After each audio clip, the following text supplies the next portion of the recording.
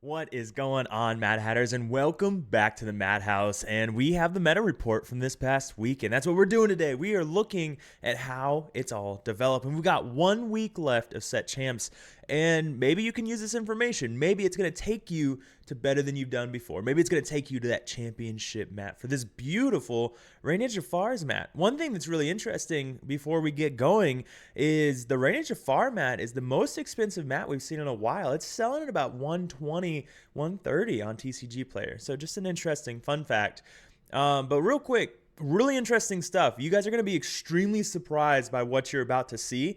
And let me know how you feel about it in the comments. But first, what's this pull? All right, what is this pull down here? We have Love It, Still Hate It, down with the 7 cost Uninkable Ruby Song. I think we all know which one that is, but I had a poll on my YouTube channel and the community tab, and I was essentially asking, how are people feeling about the 177 reprints? A lot of people were really mad at first, and this is kind of how things are shaping out on the people that have voted. I think it's somewhere around 50 people, but let me know, and if you are interested in voting, go to the community, find the poll, vote on it. With that being said, let's jump into how it's looking. And here's our top 8s.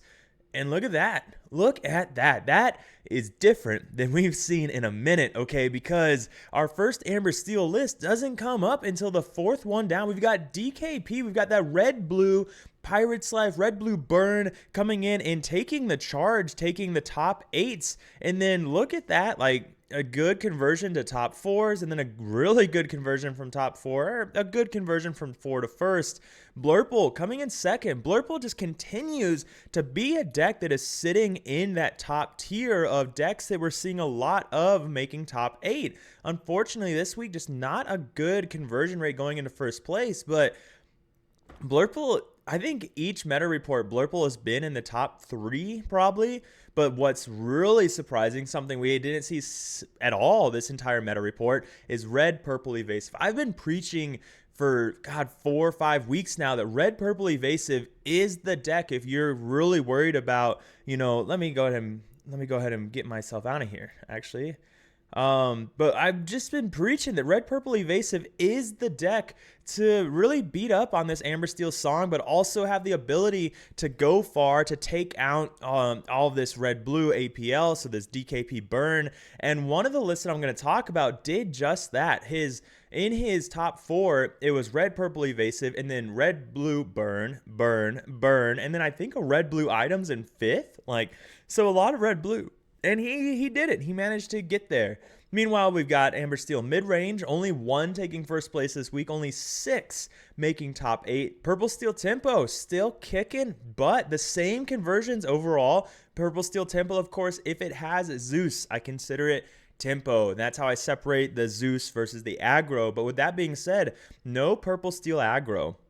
But if we look at the rest of it, red, blue items consistently low, but still getting there. We see blue, yellow aggro, and that one of the lists that did make top 4 that is going to be shown later on in this video. Looking at the rest of it, though, we've got some green steel pirates, green steel discard, and green steel aggro. So green steel really showed up, and I think all 3 of those, though, were at one event, and we'll kind of look at that in a second. But Christmas Tree also, again, this is just another tournament, but my buddy Vince at his set champs, he took Christmas Tree and won first place. So Christmas Tree coming in, that discard deck, just whether it's surprising people or it's just good, coming in and doing well. And of course, back up here, we've got Steel Song, no first place finishes, and Amber Steel Rhino for the first time in a while, pretty far down there with only 1 first place finish as well. So I don't know. It's pretty interesting. It's pretty interesting how things are developing for Amber Steel when people are still so upset about Lady and cards like that. But let's move on. Let's look at this guy. And over here, this is kind of just a couple of the ones that a lot of the same colors. So Amber Steel, of course, still we've got 6, 10, so 15 making top 8. So tying with Ruby Sapphire with 15 as well, but making top 8 and going all the way. Very different, right? We've got 15 red blues that made top 8 and 9 of them. So 9 of them making top 4, and then we've got 15 Amber Steel going there, and only 1, 2, 3, 4, 5, 6, 7, 8 making that top 4. So something to see there. Red blue, still a beast. And then emerald amber, green yellow aggro. That's going to be dogs and just aggro pile. Getting 3 of them, getting into top 8, and green yellow discard being one of the others. So looking at the rest of it, this is the Inkdex matrix. Again, you can go into Inkdex and you can look at matrix and you can sort it by win rate, matches played, last week, this month, etc., etc. And looking at this, Amber Steel Aggro, the most played at set champs that were reported, and also just not doing well. The only thing with a positive win rate going into green purple tempo, which is that is surprising to me. Only 3 matches though, but the most played Amber Steel Aggro, and that includes Rhino in this one, and just 45% win rate. That's, I mean, even against Blurple, 17%. Meanwhile, Red Blue Burn up there, 57%. Steel Song, 58%, losing out to Red Blue Burn. No surprise there. Losing out 33% in 3 matches against Red Purple Control. So that's not even the evasive, just straight beating evasive. So, and then of course Green Purple Tempo losing out there as well. But then you look at Blurple. Blurple 62% overall in set champs this past weekend, or events this past weekend. So that extremely impressive as well. Only losing out Red Purple Evasive, and then we've got some Steel Song and then Red Blue items, which unfortunately is something you expect to see. If you don't start like Genie, Goat, I mean, you're just going to be really hard pressed to get that win. But yeah, Inkdex, check it out. I think it's pretty neat. So with that being said, here is my more unorganized one. I don't make this one pretty. This is just part of what I use to make the different graphs and things like that. And this kind of just breaks down the different events and what did really well. So I should have included one more thing down here that broke down who got first, second, third, fourth. But one thing that I wanted to point out is, look at like this meta right here, really wide open meta, which I think is pretty neat. We've got a little bit of everything. Lorraine, that's not how you say that, but wide open, wide open. King Kong only had 3 decks to submit, unfortunately, but I still wanted to look at it. This one, wide open. So a lot of just wide open metas, which I think it's really cool. I really like to see that. I think it's a healthy thing when you have a wide open meta, and yeah, so just something fun to look at if you were curious how the metas looked, and you can just kind of see that it's different than it has been in a while. We saw much higher numbers in Amber Steel doing really powerful. So what is that? Could it be, if we go back and we kind of look at this, could it be that people have just figured out this is how you beat Rhino? And I'm not worried about it anymore. I know that they have to go really fast, but if I just take care of things, if I slow down, if I play my game, because that's the advantage of Lorcana, is we get to play our game, then it's not a big issue. I just have to control their board and slow them down. And so is it that people have figured that out, or is it that maybe people are getting a little tired of playing it, so are less people playing it? But I just don't think that would be it. I don't think that less people overall are playing Amber Steel Aggro. I think people still want to win the mat. They still want to win the Jafars. And there's just as many, if not more, people playing it than there ever has been. It's just people are figuring out how to play against it. Red Purple Evasive finally getting there and doing just that. More people maybe on Red Blue Burn. Red Blue Burn, if it gets the ramp and it gets the Goofy to take out the Smee, and it gets into those B preps and those Sizus, there's not a lot you can do when Pirate's Life just closes things out. So next up, let's look at a couple lists. That's what the rest of this video is going to be. Lists that did really well. There's quite a few first place lists. I pulled up the 3 red purple lists that did take first place because I wanted to take a look at them and see how they differed, and then also kind of look at the local meta they played in and when they did do really well. And then we have my favorite deck of the weekend at the end. So first up, we have Dosa taking first place with his red purple list, and his red purple list, one thing that I think is very, what's the word I'm looking for? It's very reminiscent of what we were seeing a lot of at the very beginning. You know, we have the Cuscos, the Ursulas. Ursula's being a great card in Amber Steel because it can't be Let the Storm Rage on, so it has to be Zeus or Strength of a Raging Fire. Meanwhile, Ursula plus Crab can answer Rhino. That Peter Pan coming down, your opponent, I don't know, maybe they quest their Cindy, not remembering the Peter Pan, so you get a free removal there. Iago only running 2 because, again, if you're expecting a lot of Amber Steel, not a great card into Amber Steel. So cutting that down, opting to run these Medusas and things like that. So when you get those Amber Steel decks and they get to 16, 17, 18 lore, when you run more things like Madame Medusa, then that gives you the ability to take those cards out before they can quest. So Madame Medusa, Brawl doing just that. Interestingly enough, only 2 Elsas, and I do find that interesting. Elsa being such a strong card against an Amber Steel meta, also just being really good against red-blue. And with that being said, though, if you're playing Elsa, sure, you can exert that red-blue shark, but unless you're playing Elsa and Crab, you're just not going to do a lot anyway. So maybe that's the thinking there, and maybe that's why only running 2. We have the Pirate's Life combo, of course. So overall, just a great list to control Amber Steel aggro, and that's what we see here. And meanwhile, you still have the over-the-top finishers, so the Pirate's Life, the Maui, the Library, just really good cards into Red Blue Burn, and that's going to be able to close out those games as well. So survive against Amber Steel, beat out Red Blue, you get a first place finish. Good job, man. I love to see it. Next up, we've got Jeremy taking first place with a green-yellow discard that we've seen, but interestingly enough, look at that. So Cinderella, I don't know.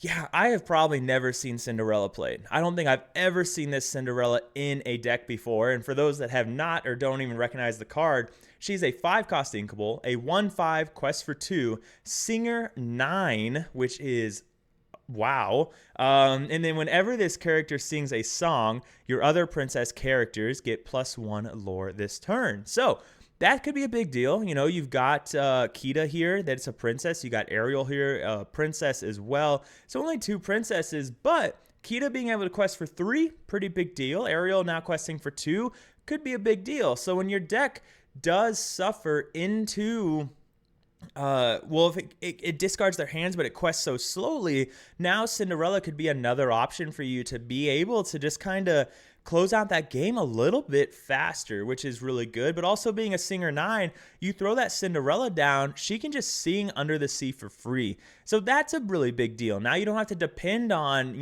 like the Aladdin that he's not running and the Muses and the Prince Johns. You just get the Cinderella and you control the game with that one Under the Sea, and then it's game over. I mean, you throw in a Cove and then Cinderella on top of it, Zeus can't even take out Cinderella anymore. So that is a really big deal. So that combo, Cinderella plus Cove, could really be the backbreaker for an Amber Steel deck. So again, green-yellow, we don't see a lot of it, but coming in, kicking butt, taking names, and taking Reina Jafar Championship playmats home. So really good job, Jeremy. I love the tech. I love the Cinderella tech thrown in there. And yeah, you did what you wanted to do, Moving on, though, we have Hurley CZ taking first place with another red-purple list, and this one a little bit different because what we have here is no Cusco, so we've gone the 12 1-drops that we're very used to seeing in red-purple, and then we have, of course, have the Ursula. I think if you want to run red-purple, I think Ursula is just a requirement. That ability to answer the Amber Steel Rhinos is just so important for you. So I think you have to run Ursula. Worst case scenario, Ursula just trades into a bunch of stuff really well. So you can't argue with that either. Meanwhile, running the 2 Moana, which is a really, really good tech card. I love that tech card. That Moana paired with Peter Pan is just an absolute menace. Being able to take out those Maui half sharks if you need to, or Moana's ability here whenever this character challenges another character, another chosen character of yours gets +3 this turn. So kind of a crab, a little bit slower than crab, but still that crab ability all the same. This one opting to go the 4 Elsas, which I do like. I do like 4 Elsas in red purple. But in here we also have the Hades, which again I think Hades a phenomenal card, helping give that a little bit more ability into the later game of drawing you those cards and getting you that card advantage that red purple just loves to abuse. So we're down a B compared to the other one. We're down a B prep. We're not running the Cuscos. Not running any bells in this one that the other red purple list was running, and then one less brawl. So a few changes, but overall accomplishing the same thing, earning that mat, going home with a first place finish. Next up, we've got Kyle on another. This is the last red purple list that I have for this video, but his list very different as well. This one, we running a few cards that we haven't seen for a minute, right? Or we see a lot of, I should say. Dragonfire, banished chosen character. Okay, it's great with that Maui Half Shark, really good against red blue. The Hades, again, great against red blue, gaining that card advantage. Green Steel, really good against that. And then Lady Tremaine, another really good one against red blue. And now, interestingly enough, running this Mother Gothel, and then one card that I have not seen played at all this set either. And quite a lot of text on this one. This one's getting that Yu-Gi-Oh territory where you have to be able to read. But when you play this character, you may deal 2 damage to another chosen character of yours. To give that character Challenger +1, and when this character is banished in a challenge, return this card to your hand. Had to get in there close to read that one. But that Mother Gothel, it's interesting. Challenger +1, it's not the biggest deal, right? Because if let's say you give Challenger +1 to Peter Pan, what does it change? And that's what I'm trying to think of the Challenger +1. I guess so. If you give Challenger +1 to Madam M. Fox, could take out a Rhino. If you give Challenger +1 to Ursula, Ursula could take out a Daisy Duck, which is a big deal. But if you give Challenger +1 to Genie, Peter Pan, like, I don't know how big of a deal those are going to do. But I also don't know, did it ever come up? I mean, I'm sure it saw play, it's an uninkable, but also you only run one. And when you only run one, you're only hoping to see it in the matches that you really need it, right? So that kind of toolboxy option, and we have a few of those, right? The Dragonfire, Finders Keepers, Tremaine, Mother Gothel, Hades. So a lot of one-ofs in this list, kind of getting into that toolboxy territory. Not quite there, but getting there. Opting to go 3 Peter Pans, though, going that 3/3 Iago in Peter Pan.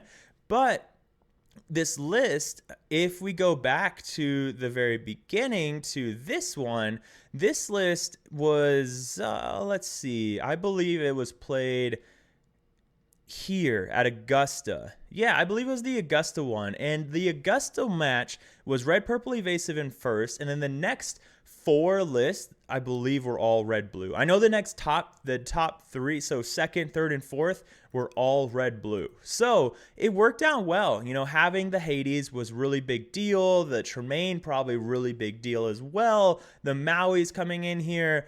Helping with the McDuck Manors, really big deal as well. So a lot of good opportunities there. So I'd be curious, Kyle, if you did see the video, let me know in the comments. Did Mother Gothel, was it really helpful? Did you find that you were doing a lot of big things with that card? That's 4 + 3 is 7, 8. So still doesn't clear a manor.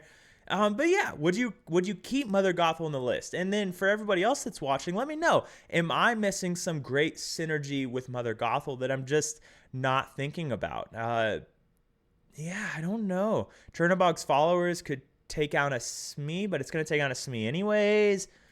I don't know. Let me know, guys. Let me know what you all think about this one. So next up, we've got Nicholas taking first place with that purple steel tempo. And what I really like about this list, well, besides the fact that it is running kind of that broom package, right? With the Yin said it's not a broom deck, okay? If you're only running 7, you're not a broom deck. But still running that Yin Sid.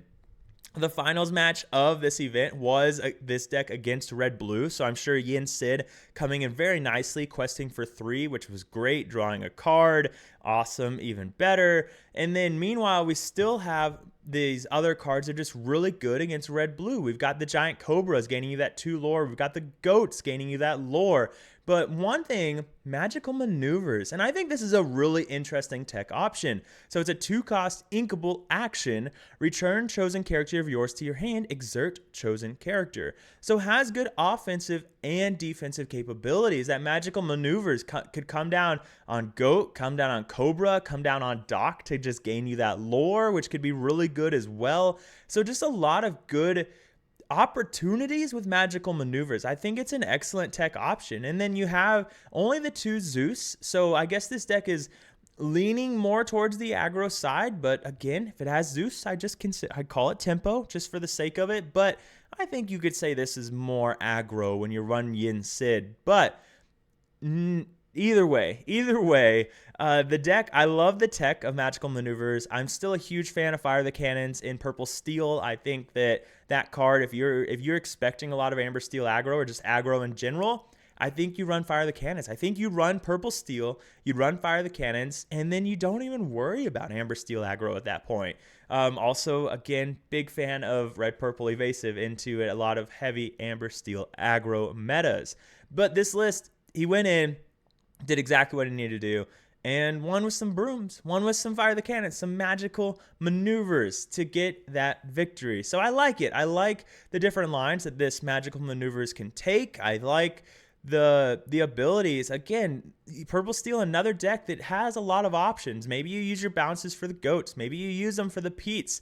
Maybe there's just you dock chain, one of the best feelings in the entire game, if you ask me. Right behind doing a Rapunzel lock, setting up just a really good Rapunzel lock that your opponent knows is going to come, but they can't do anything about it. That feels pretty good as well.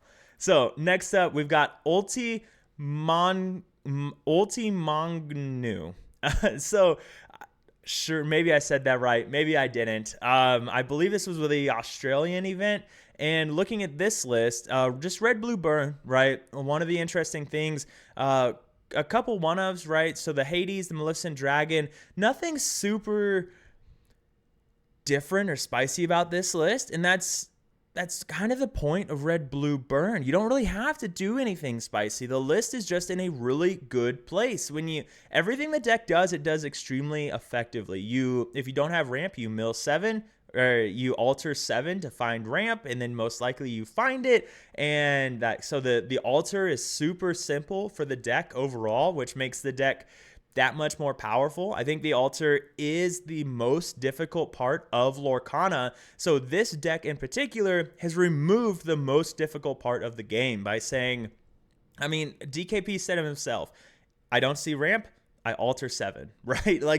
That's how simple the mulligan or the alter can be. And then you'll figure things out as you play the deck a little bit more, but it's when you take on one of the most difficult parts, it shows you the power of the deck. Meanwhile, the rest of it, then it's just figuring out your lines. It's figuring out how you're going to play your develops, your visions, what win con you're going to take. Are you going to lean on getting those McDuck Manors set up to win with B preps protecting them and the Mauis protecting them and things like that? Or do you need to lean on the Maui Half Sharks, and the Maui Half Sharks, develop your brain into a visions, into a develop, into a how far I'll go? That kind of line works really well. Then you just have a lot of control. The Sizus, the different Mauis, the Goofy being so good into a heavy aggro meta, because your opponent, if they don't play Piglet on turn 3, then there's Smee quests, and then that Goofy comes down, can take out the Smee, and then the Goofy takes out something else the next turn unless your opponent trades into Goofy.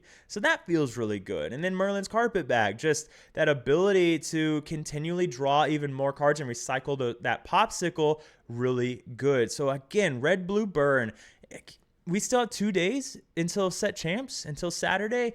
You could give it a try, go mess around on Nito, go mess around on Pixel War and Connect, see how it feels. Again, if you don't see ramp, alter 7, and then just make smart decisions, right? It's that easy to win in Lorcana. Just make smart decisions, right? But really good job, really good first place showing, and congratulations on that, Matt. I think the next one. Okay, this is our Blurple, again, a heavy represented deck. I liked this one because it's a little bit different than what we've been seeing. This is not the straight up JDRR Blurple that we've seen so much of lately, but opting to go his own way and taking second place. And nothing to scuff at. A lot of Blurple, and it can be a tough deck to really shine, but we are on the Diablos and Crap package, so we're playing a little bit heavier into aggro and expecting that. And I believe this Beans, his meta was extremely aggro, so that worked out really well. I know there was one where Blurple was second. They lost to Red Purple Evasive, so it may have been this list, but that doesn't matter. Looking at the list, though, we are on 4 Peter Pan. So again, really good card. If you're expecting a lot of aggro, Peter Pan can be a really great tech option. Just know that Peter Pan, it's gonna be quite a bit worse into some of those games that Blurple really succeeds in, like against Red Blue and Red Purple and things like that, because Peter Pan just not good into those matches, but it is pretty good into the Amber Steel aggro lists or other aggro lists for that matter. And then we've got the 3 Iagos, great with Peter Pan. Because we're running the Peter Pans, that's where we kind of had to choose to cut something. So cut the 2 goats and cut the 2 bells. So that really goes to show this deck is definitely focused on beating aggro. That's the whole point of this list, and he did it. He did it really well, and unfortunately just finding himself in finals against a control deck where these Peter Pans, you're missing those 2 goats, you're missing those 2 bells, those 2 questers there. Maybe the Monstro, you really want that 2 quester that's hard to deal with. But looking at it, Elsa, another, again, phenomenal card into an aggro meta. That questing, getting this Elsa down on turn 5, if you played your 5-cost Elsa on turn 4, then you shift big Elsa the next turn, you probably just won the game. Like you're just going to slow your opponent down so much, and then you go into your Hades, and then you go into your Monstro, or you go into your Bell. Like your opponent's just in a hard place, and meanwhile you're questing for 3 if you need to. That feels pretty good. And then they never came back, so up to 2 chosen characters can't ready at the start of their next turn draw a card. So you've got this Elsa, you've got this they never come back. So aggro plays all this stuff, gets to like 12, and then they never get the ability to turn their cards, ready them again, or they never get to turn them sideways because you're running something like Hades and Elsa and Belle, all great cards. And then meanwhile, 2 Let It Goes. So this list, this is a Blurple list that is going to beat the crap out of some aggro. Is there other options you could take to do even better against aggro? Sure, I think you could run more 1-drops to guarantee crab targets and fox targets, but I think running the Peter Pans over the 1-drops, that was something that, Beans was trying to do here, opting to still go hard for the ramp, and then you have the option to ramp into the Genie, ramp into the Peter Pan, whatever, things like that. Or you could play the Diablo and then play the Fox on the Diablo on your turn 3. So that is an option. So a lot of different lines you could take to beat aggro, and this is the one that Beans took and took second place, just losing out to a control deck in the finals. And then I believe one last list, my favorite list of the weekend. Yeah, we got James on some blue-yellow aggro. And I'm not going to call it a puppy deck. Much like the purple steel, I'm not going to call that a broom deck. When we only have 4 puppies, I'm not going to call it a puppy deck, but I love it. I love it. It's yellow. It's amber. It's my favorite color in Lorcana. And it's just a fun deck. We got a super bunch of aggro cards. We got these 2 questers. While you have a hero character in play, this character gains ward. So I am curious. So we've got Thunderbolt is a hero. So we have a few heroes. Rapunzel's a hero. Piglet's a hero. So a lot of, okay. We got a lot of heroes in this deck. So Penny the Orphan gaining ward, questing for 2, pretty good, especially when she's able to hide behind Donald Duck. She can hide behind Thunderbolt, which really hard to deal with. And then meanwhile, ward here, ward here, ward here, ward here. Lots of ward going on in this deck. And I think his name was something like Can't Touch This or Don't Touch This or something along those lines. And then we have a finisher like Darling Deer giving you the ability to, when you play this character, chosen character gets +2 lore this turn. And then another interesting one, Restoring the Heart. Remove up to 3 damage from chosen character or location and draw a card. So maybe your opponent is digging into some Thunderbolt. Maybe you need to trade with Thunderbolt, and then now you can remove that damage from them, and you get to draw a card. So really great things for an aggro deck. So overall, I think the list is awesome. I love this color pairing. I think it's pretty. I think it's a really pretty color pairing. Aggro decks getting cards that put stuff in their inkwell, like Ludwig von Drake, really good. I think the deck's awesome, and I think that James getting fourth, congratulations. I know that this same local meta had another blue yellow aggro at in the top 8 as well. So yeah, really awesome. I love to see it, and congratulations on getting that Jafar. So I hope you get the mat. I really do, and I hope you can run this back. With all that being said, I hope you guys enjoyed the video. I like these meta reports. I don't know. I'll probably do one. I don't know if I'm going to do one next week, just because I don't know what the meta report would be for, like, because the set champs is next week's the last set champs, and then we're going into Fabled, so I don't know if it's going to do anyone any good. Let me know if you guys still want to see one to see how the meta ended. That might be kind of neat. I could also compare the Matrix overall, looking at what deck for the entire set ended up being played the most, what was most successful, things like that. But I hope you guys enjoyed the video. I enjoy looking at this stuff. I wish there was more metrics that we could look at, but I think what we have is a start, and we're doing it ourselves, which is awesome. And I think that's a huge plus for you all, and I'm super grateful for all you guys helping and submitting your decks to Inkdex so we can essentially build our own game, because that is what we are doing. If it wasn't for the community, like, Lorcana would have nothing. It really wouldn't. We are the reason Lorcana is working, not because we're buying the cards and things like that, but because we're enjoying the game so much that we just are forcing it to work, and we're making it work by ourselves. And I think that says volumes about our community overall. With all that being said, ladies and gentlemen, super appreciative of you. I hope you enjoyed the meta report, and I hope you have a great day. With all that, remember, nothing else matters more than staying happy and healthy. I'll see you around.